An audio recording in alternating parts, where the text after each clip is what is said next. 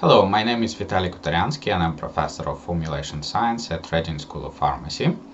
I started working for Regent School of Pharmacy since 2005, so it was from the very beginning of the school. I'm not a pharmacist, I'm a chemist by training, and I teach drug delivery and pharmaceutical materials. This lecture will be focused on transmucosal drug delivery, which I teach partially in year 2 and partially in year 3. And transmucosal drug delivery covers mucosal surfaces in our body, and this includes oromucosal drug delivery when the drug is getting absorbed from the oral cavity. Then nasal drug delivery, which is drug delivery via nasal cavity. Then oral or gastrointestinal drug delivery, where the drug is swallowed and it travels through the gastrointestinal tract. Then ocular delivery, and vaginal, rectal, and intravesical drug delivery. All of these are mucosal surfaces, and intravesical is drug delivery to urinary bladder. What is important to know about these routes of drug administration, of transmucosal drug administration, is the dynamic nature of mucosal surfaces. So the mucosal surfaces, even though they are different in different parts of our body, they have some similarities, but the main feature of these surfaces is their dynamic nature. For example, the mucosal surfaces in the airways, the epithelia, they are coated with tiny hairs called cilia, and the cilia, they're continuously moving, they're beating in a coordinated fashion. And what is sitting on the top and within this cilia is the layer of mucus. Mucus moves by cilia beating, and the function of this mucus is to trap particles. When we breathe air, we basically have particles of dust, particles of bacteria and viruses, any other particles. They're getting trapped by the mucus, and they're being moved by the process of mucociliary clearance, which means that these particles are eliminated from the airways, and they go, when we swallow them, and they go to our stomach, where they're neutralized by the acidity in the stomach. And this is a continuous process. During the day, we produce around from 500 to 1 liter, 500 milliliters to 1 liter of mucus, which we eventually swallow. Another example of dynamic surface is the ocular tissue, and you could see this animation that shows the process of nasal lacrimal drainage, when the tears, they are produced by the lacrimal gland, and they are continuously irrigating the ocular surface, and they go into the lacrimal duct, and eventually they will go into our mouth.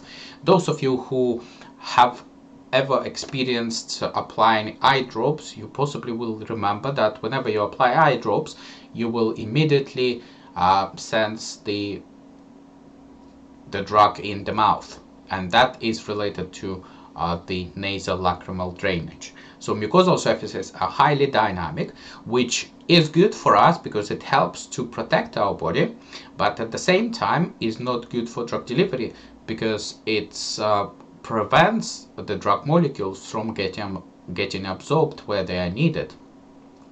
And it was demonstrated some time ago that the dosage forms that stick to mucosal surfaces are believed to improve drug delivery, because when they stick to mucosal surfaces, or these dosage forms will be called mucoadhesive, they facilitate longer residence time on mucosal surfaces, so the drug molecules could have a better chance to get released from the dosage form and to get absorbed by the mucosal epithelia.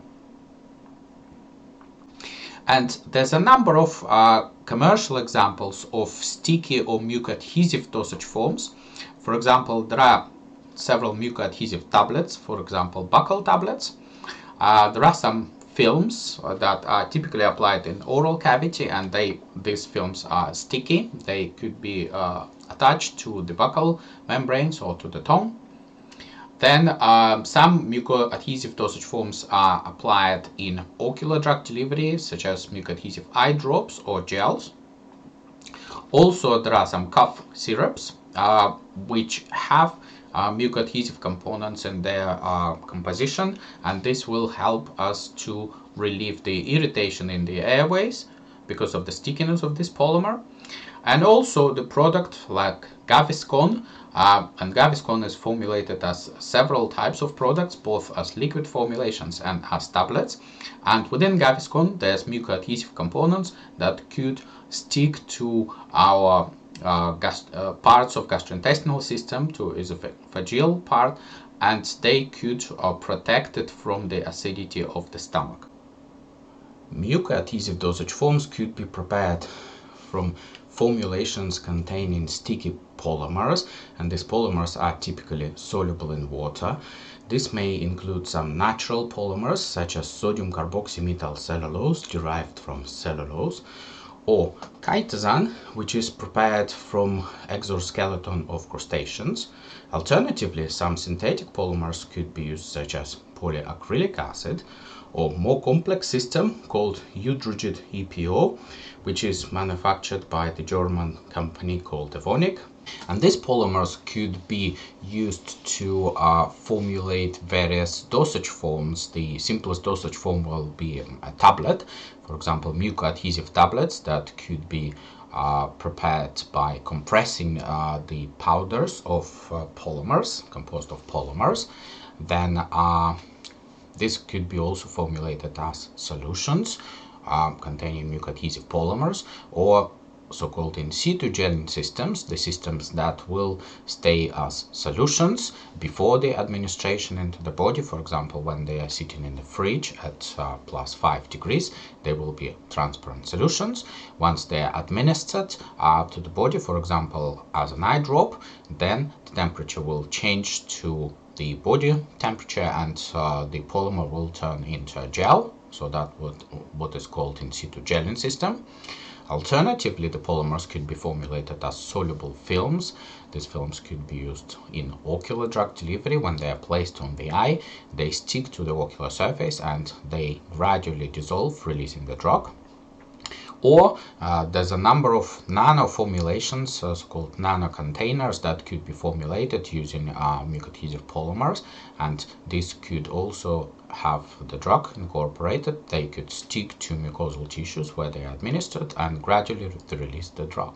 When mucoadhesive dosage forms are developed, they always need to be tested. In particular, we need to evaluate their adhesive properties, and in order to do that, we normally use experiments, so-called ex vivo experiments, when we take the mucosal tissue from animals, for example, pig mucosal tissue from the local abattoir, and then we use a method that is called tensile test. This test is applicable for testing the adhesive properties of tablets. And for these experiments, we use a technique that is called the instrument that is called texture analyzer. On a mobile probe of this texture analyzer, we attach our mucoadhesive tablet. Then we use the pig tissue, pig cheek for example, as a substrate. And then we place the tablet in contact with this substrate, leave it for a few seconds, and then lift the probe up and measure the force required to detach the probe. So basically the instrument helps us to record this curve by measuring the force as a function of distance between the probe, and we calculate two parameters. We calculate the maximum force required to detach the tablet, and also the area under this curve, which is the total work of adhesion.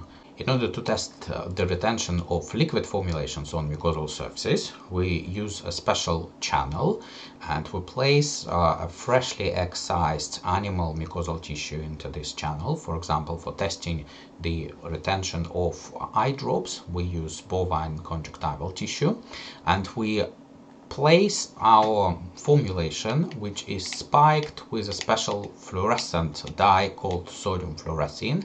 We place this formulation on the top of this tissue, and then we wash this formulation with artificial tear fluid,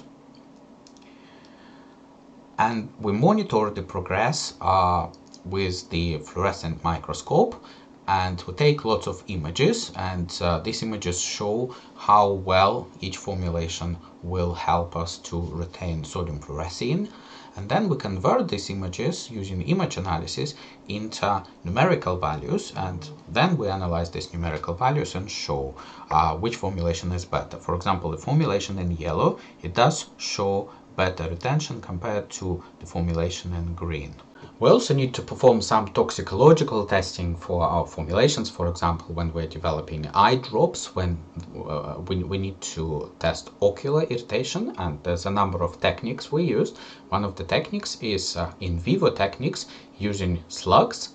And slugs, they release mucus in response to irritation. So when you place slug on a surface that is irritant, you could see that they release lots of yellow colored mucus. When the slug is sitting on a surface that is safe for them, then they don't release much mucus. We also have adapted the industrial test that is called bovine opacity and permeability test, when we use freshly excised bovine eyes, and we'll look at how they could damage, how different chemicals could damage the corneal surface. Additionally, what we could do, we could look at histological images of the eyes exposed, of freshly excised eyes exposed to different irritants and different compounds we're testing, and we could look at the structure of the epithelium. And finally, we recently developed a new test.